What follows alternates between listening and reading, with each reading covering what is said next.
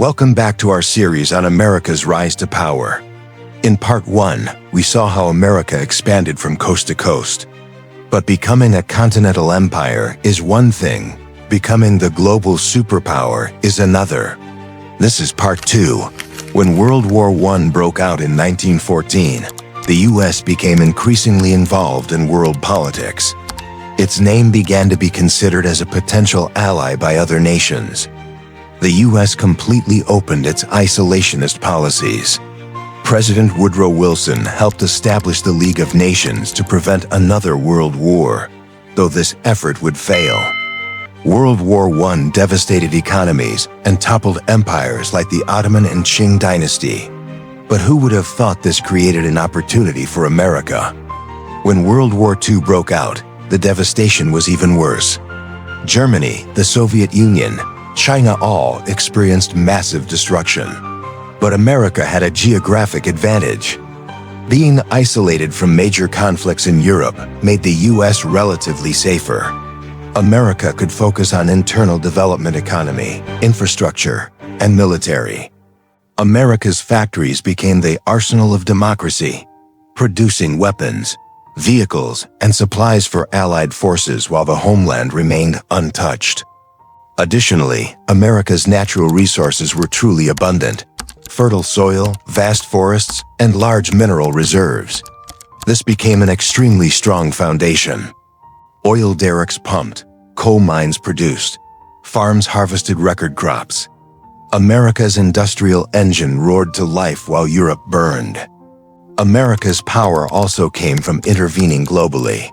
From the Barbary Wars protecting merchant ships to forcing Japan to open its ports in 1853, American influence had been spreading for decades.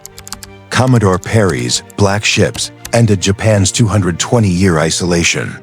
The relentless U.S. pressure forced Japan to reopen, extending American influence across Asia and the Pacific. But America was only truly recognized as a superpower after surviving World Wars I and II, while other great powers collapsed. The world had changed forever. After World War II, the U.S. created the Marshall Plan, $13 billion to rebuild Europe. This looked humanitarian but had strategic purposes. The Marshall Plan wasn't just about rebuilding, it was designed to prevent communism's spread and strengthen American influence in Western countries. This plan made Western and Southern European countries heavily dependent on America. Europe was rebuilt but under America's economic umbrella. But the U.S. had a competitor of equal strength, the Soviet Union.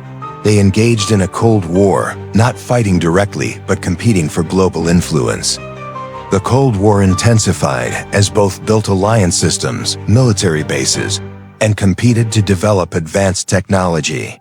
The space race captured the world's imagination. Both superpowers supported proxy wars worldwide: Vietnam, Korea, Afghanistan. The world became their strategic chessboard, with millions caught in between. They competed in arms development, building nuclear arsenals capable of destroying the world several times over. Mutual assured destruction kept an uneasy peace. Meanwhile, America built unmatched global power by creating the international system itself: the United Nations, Security Council, World Bank, All American initiatives. America's defense dominance also came from NATO, the North Atlantic Treaty Organization, the strongest military alliance in history. For decades, the Cold War defined global politics. Nuclear tensions kept the world on edge. But everything changed on December 25, 1991. The Soviet Union collapsed. The red flag came down from the Kremlin. The Cold War was over. America stood alone as the world's sole superpower. No other nation in history had achieved such dominance. Rome, Britain, even the Mongols all had rivals. But now, for the first time, one nation stood alone at the top.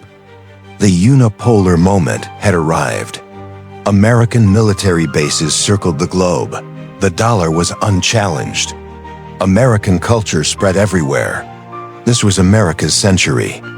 American movies, music, technology, and values spread to every corner of the earth. English became the global language. The American dream became a universal aspiration. By the year 2000, America's GDP was larger than the next several countries combined. Its military could strike anywhere on Earth within hours. It seemed invincible. But history teaches us that no empire lasts forever. Rome fell, Britain declined. Could America be different? Or were the seeds of challenge already being planted? By 1991, America had achieved what no nation ever had: total global dominance. But maintaining power is harder than gaining it.